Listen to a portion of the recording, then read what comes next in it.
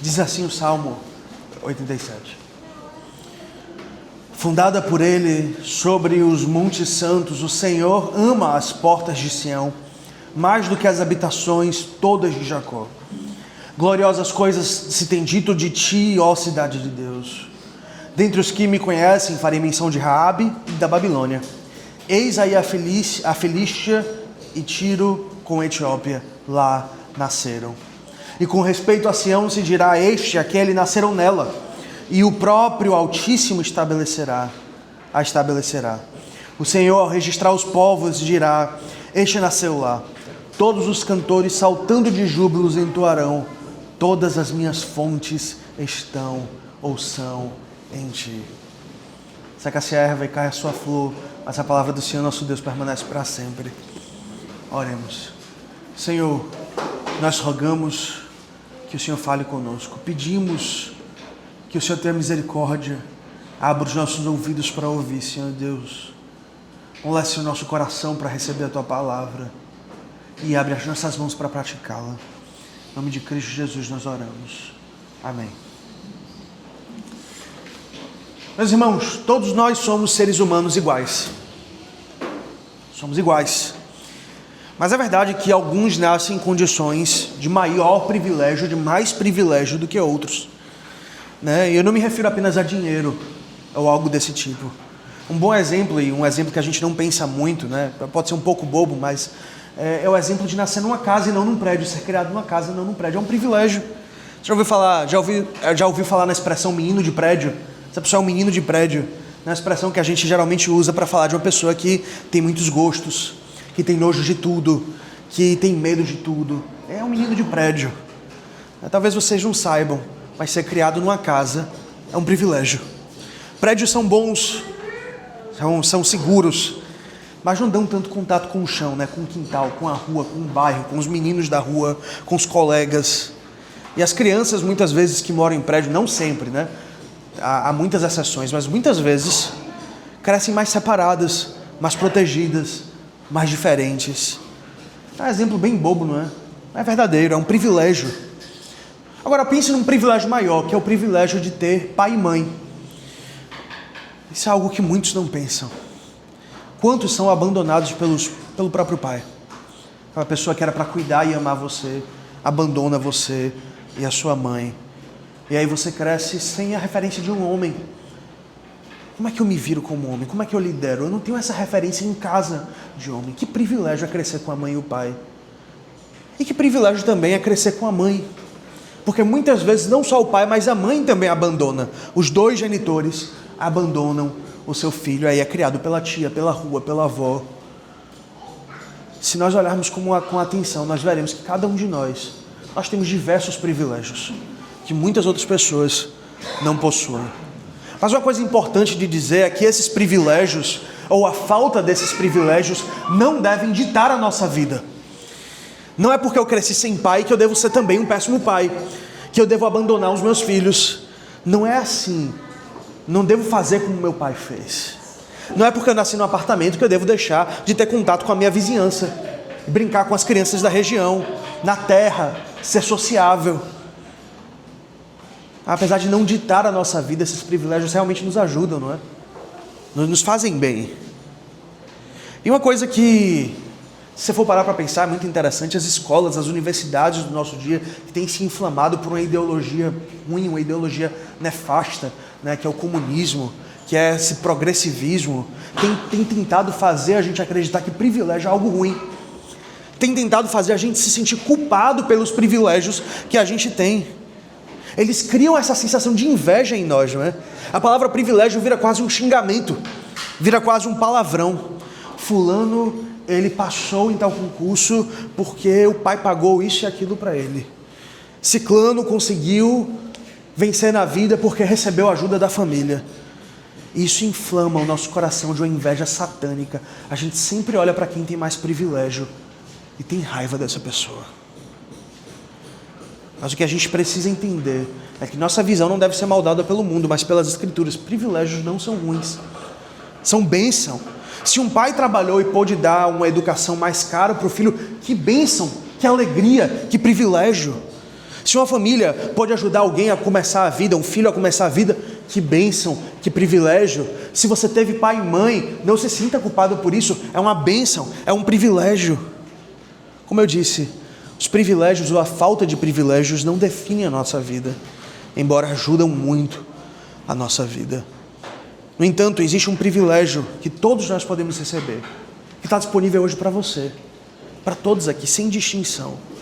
Um privilégio acessível a todos que de fato muda tudo. Diferente dos privilégios do mundo, muda tudo. Há um privilégio que traz consequências eternas. Há um privilégio que verdadeiramente define, direciona e orienta a nossa vida. E que privilégio é este? É exatamente o que nós vamos ver hoje. O grande privilégio de nascer em Sião. Você talvez tenha nascido aqui em Muribeca. Eu nasci em Salvador, na Bahia. Muitos aqui nasceram em muitas outras cidades. Mas todos nós temos um privilégio em comum. Nós nascemos de novo em Sião. Todos nós nascemos em Sião. E o que é Sião? Nós vimos na pregação passada. É a igreja do Senhor Jesus Cristo. Assim como é privilegiado aquele que nasce num bom lar, aquele que cresce com pai e mãe, são infinitamente mais privilegiados aqueles que nascem em Sião e têm Deus como pai e a igreja como mãe.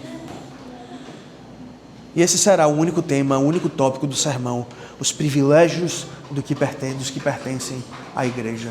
Os privilégios dos que pertencem à igreja. No domingo passado nós olhamos para os primeiros versos do Salmo 87. Mais especificamente nós vimos do verso 1 a 3 e nós vimos nesses versos a beleza de Sião e como o Senhor ama a sua igreja, como o Senhor ama a sua cidade santa. Nós vimos que aquilo que o salmista chama de Sião, na verdade não é muito compatível ao Monte Sião em si, mas é a própria igreja. Veja, Sião no verso 1 se torna a cidade de Deus no verso 3.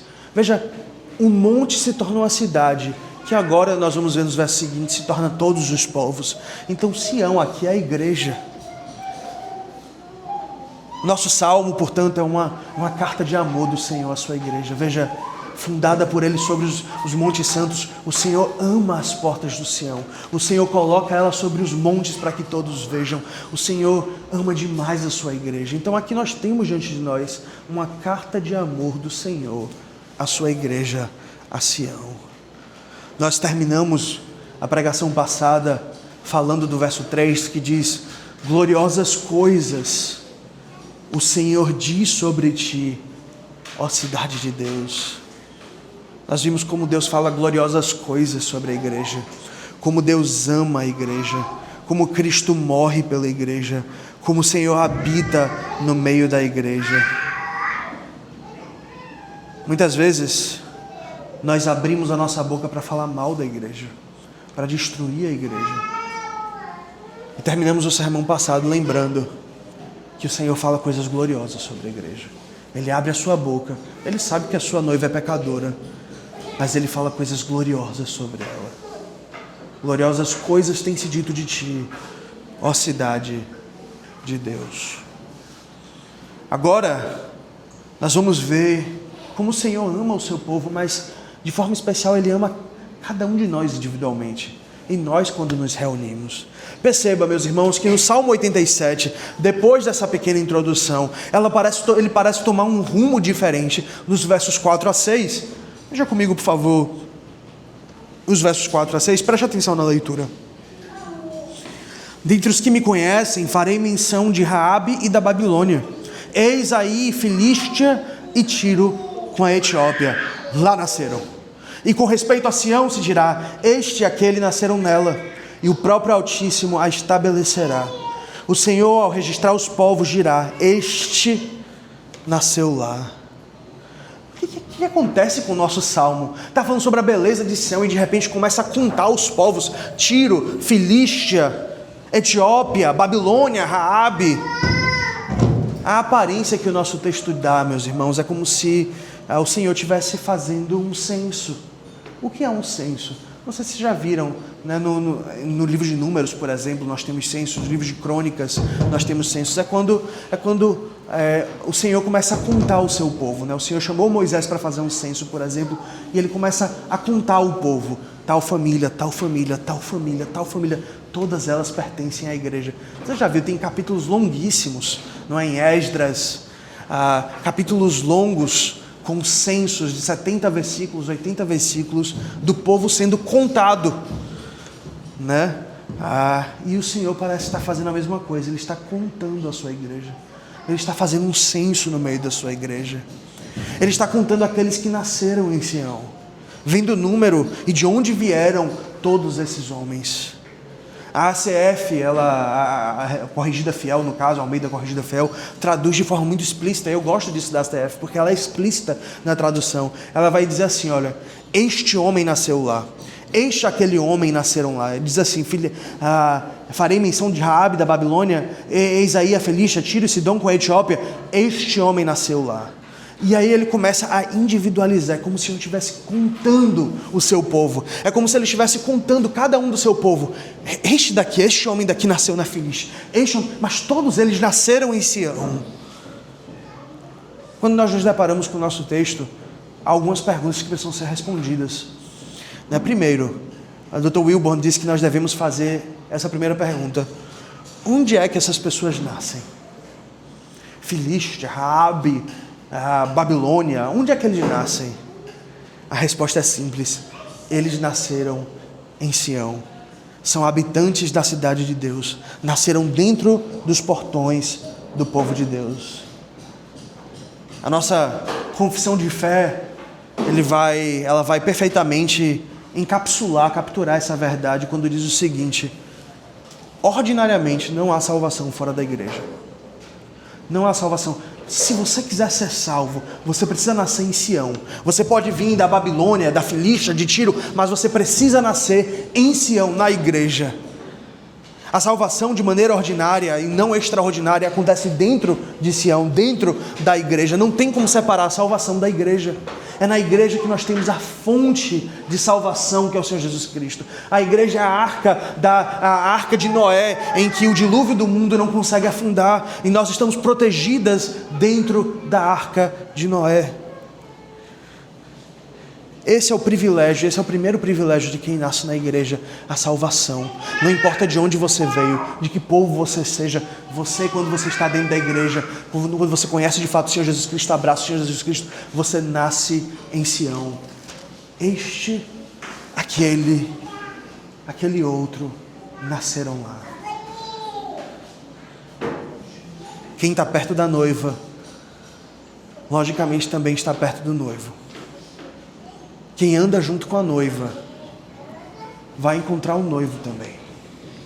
Se você é identificado com a noiva do Senhor, você vai encontrar o noivo da noiva. Este e aquele nasceram lá, nasceram em Sião. A segunda pergunta que nós devemos nos perguntar quando nós lemos esse texto é: quem são essas nações que são contadas como se tivessem nascido em Sião? Quem são essas nações? Nós vemos aqui, com clareza, o aspecto profético desse salmo. Perceba, o texto cita o seguinte: Raabe, Babilônia, Filístia, Tiro e Etiópia. O que essas nações têm em comum? Primeiro, todas elas são nações gentias. Elas não são de Sião propriamente dita, elas não nasceram em Jerusalém. Elas provavelmente nunca viram o Monte Sião, e talvez se viram à distância. Nenhuma dessas nações de fato nasceram em Sião. Perceba, meus irmãos, que o texto não está falando de Sião. O texto está falando da igreja.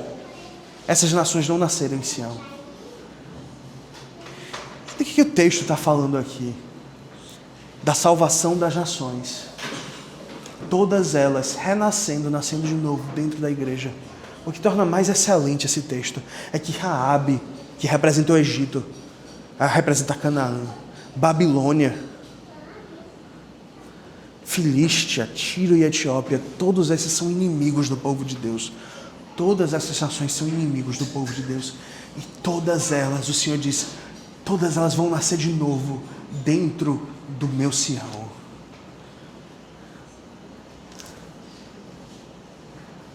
A gente está vendo aqui, meus irmãos, a profecia da salvação das nações. Todas as nações se convertendo ao Senhor Jesus Cristo. Não é só Israel que nasce em Sião, mas você também nasceu em Sião. E como é que isso acontece? Por meio da igreja. A igreja se torna uma bênção para as nações. A igreja vira uma agência missionária. As pessoas ouvem o evangelho e as pessoas querem ter o privilégio de ser contados como aqueles que nasceram na igreja, que nasceram em Sião. Agora tem uma pergunta: como é que esses estrangeiros, gentios, inimigos, filisteus, tíros, etíopes, recebem o título daqueles que nasceram em Sião? Como é que isso acontece? Meus irmãos, no Antigo Testamento tem uma porta de entrada em Sião para todos os que vinham de fora. Entenda, qual era essa porta de entrada para aqueles que vinham de fora, que não eram filhos da aliança, entrarem na igreja do Senhor Jesus Cristo, em Sião? Era a circuncisão. Aqueles, por exemplo, que desejavam ser israelitas, que desejavam se juntar a Israel, precisavam circuncidar.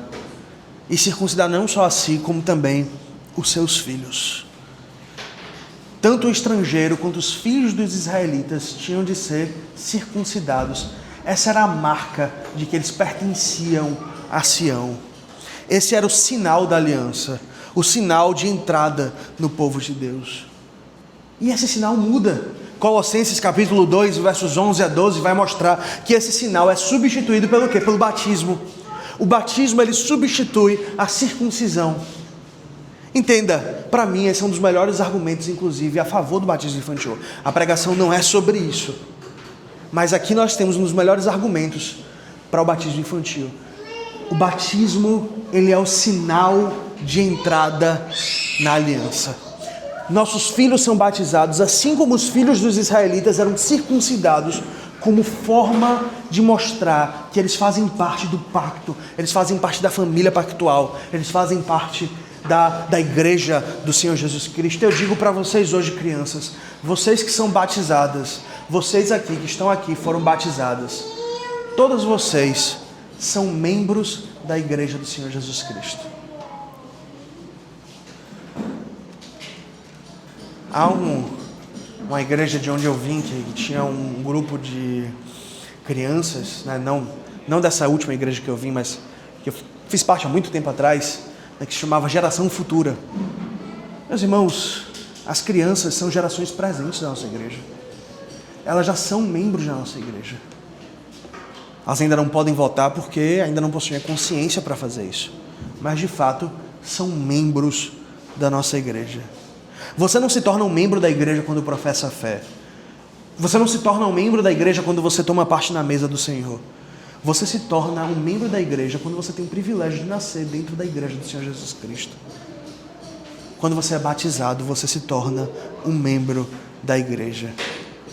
E quantos benefícios maravilhosos você recebe como membro. Você vai crescer aqui na igreja, ouvindo a pregação da palavra do Senhor. Olha que privilégio. Você vai ouvir a palavra de Jesus Cristo. Crescer ouvindo a palavra de Cristo. Você vai crescer ouvindo as escolas dominical. Você vai crescer ouvindo o catecismo, a confissão. Eu espero que você cresça assim. Você vai crescer em comunhão com a sua igreja, tendo irmãos e irmãs, tias, tios, pais e mães aqui na igreja. Você vai crescer aprendendo a amar o Senhor Jesus Cristo desde cedo. Garante isso a salvação de alguém? Não. Tem muitos que são israelitas, mas não são israelitas de fato. Muitos são chamados, poucos os escolhidos. Há muitos na igreja que não serão salvos. Mas você que nasce em Sião, você tem uma gama enorme de privilégios. Você é privilegiado. Desde criança, ouvi o Senhor Jesus Cristo aqui deste púlpito, chamando o seu povo ao arrependimento e a confiar nele. Que privilégio há naqueles que nascem na igreja. Veja comigo, por favor, abra comigo Efésios 2.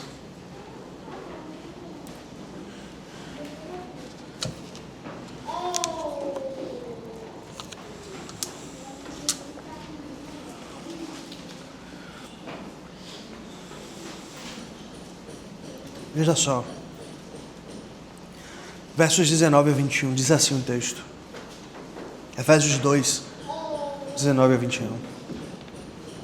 Assim já não sois estrangeiros e peregrinos, não sois mais de Tiro, de Sidom, da Felícia, do Brasil, dos Estados Unidos, da Europa, do continente africano, não sois mais árabes, mas concidadãos dos santos, e sois da família de Deus, edificados sobre o fundamento dos apóstolos e dos profetas, como se fossem duas colunas maravilhosas, sobre a pedra angular que é o Senhor Jesus Cristo, no qual todo edifício bem ajustado cresce para santuário dedicado ao Senhor. Você entende, meus irmãos, que a igreja do Senhor Jesus Cristo é o cumprimento desse salmo. Veja, vocês não são mais forasteiros, vocês que são brasileiros, vocês que são de Muribeca, eu que sou de Lauro de Freitas, outras pessoas que são de outros lugares, do mundo inteiro, todos eles nasceram em Sião. Nós somos concidadãos. Nós temos a mesma pátria, o mesmo Pai, somos da mesma família, da mesma cidade, a cidade de Deus. Quando o Senhor contar o seu povo no dia final, quando Ele estiver ali naquele momento, contando o seu povo, Ele não vai dizer brasileiro, europeu, Ele vai dizer aquele, nasceram lá, nasceram em Sião.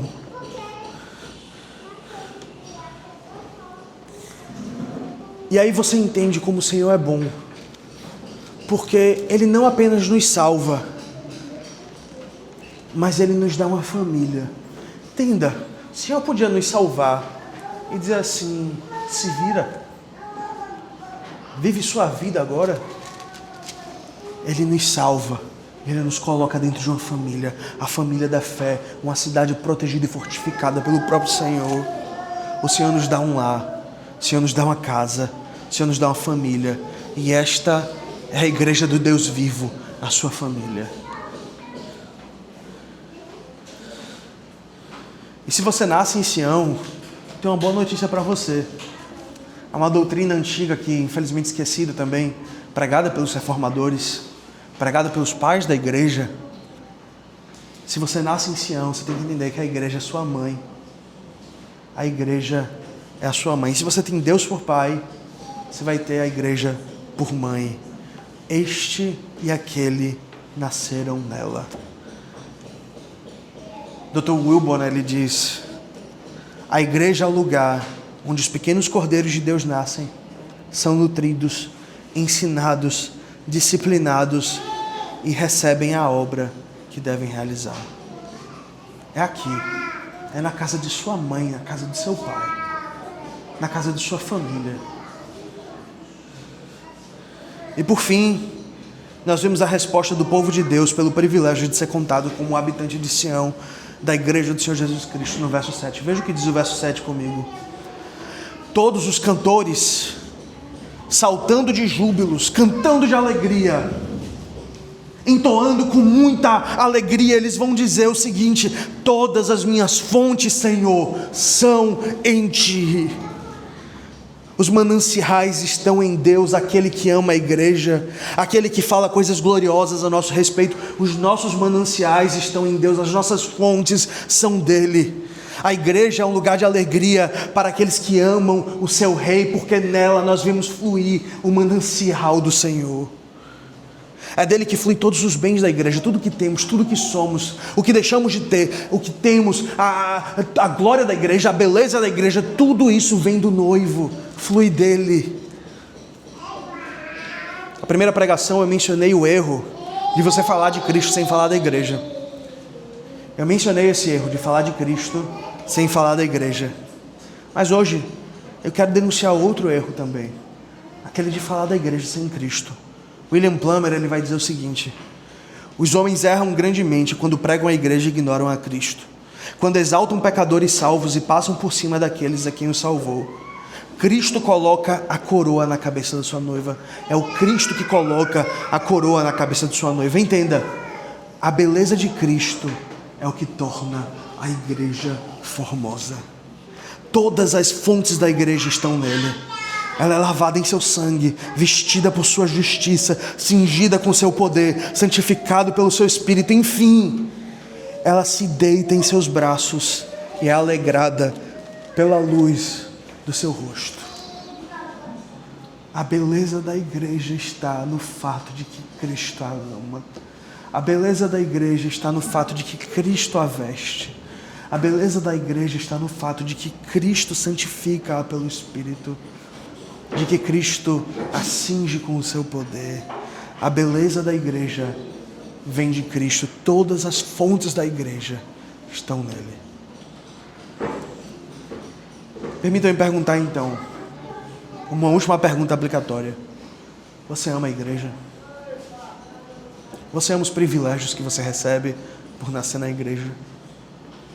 Você se considera privilegiado por estar aqui? Nós devemos amar a igreja como Deus ama. Devemos amar aquilo que Deus ama. Você ama a igreja? Você ama a igreja como você deveria amar a igreja? É mais fácil criticar, né? Mais fácil destruir a igreja com a nossa palavra. Mais fácil destruir a liderança da igreja. Muito mais fácil. Seja a igreja presbiteriana de Muribeca ou qualquer outra igreja, é muito fácil você criticar e destruir. Nós devemos edificar uns aos outros, meus irmãos. Nós devemos encorajar uns aos outros. Vou fazer uma outra pergunta. Conhecendo o quão bom a igreja é, o quão amada a igreja é, se a igreja dependesse de você, quanto tempo ela duraria em pé? Se ela dependesse da sua presença aqui, na quarta-feira, no domingo, nas programações, a igreja estaria cheia ou vazia? Se dependesse do seu sustento financeiro, se todos fossem tão fiéis quanto você, a igreja conseguiria se manter de pé?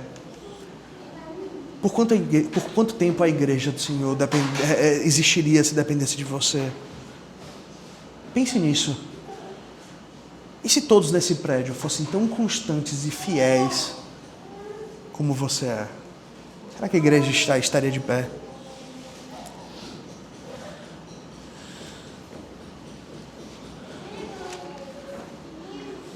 Eu estou olhando aqui para um grupo de pessoas, um grupo maravilhoso de pessoas, que está aqui nos domingos de manhã e de noite, muitos aqui na quarta-feira, na escola dominical, participando da igreja, organizando programações para ter mais comunhão. Tudo isso são coisas que nós devemos fazer e é algo que a igreja faz. Então a maioria de vocês pode até dizer, tá bom, né? Fulano faz, então eu não preciso fazer. Fulano organiza, então eu não preciso organizar. Fulano doa, então eu não preciso doar. Mas se nós permanecermos como estamos, eu quero fazer essa pergunta para você. Se nós permanecermos como estamos, parados, estagnados, será que nós vamos ser agentes do Senhor para a salvação do nosso bairro? Será que nós vamos ser agentes do Senhor para a salvação do nosso bairro?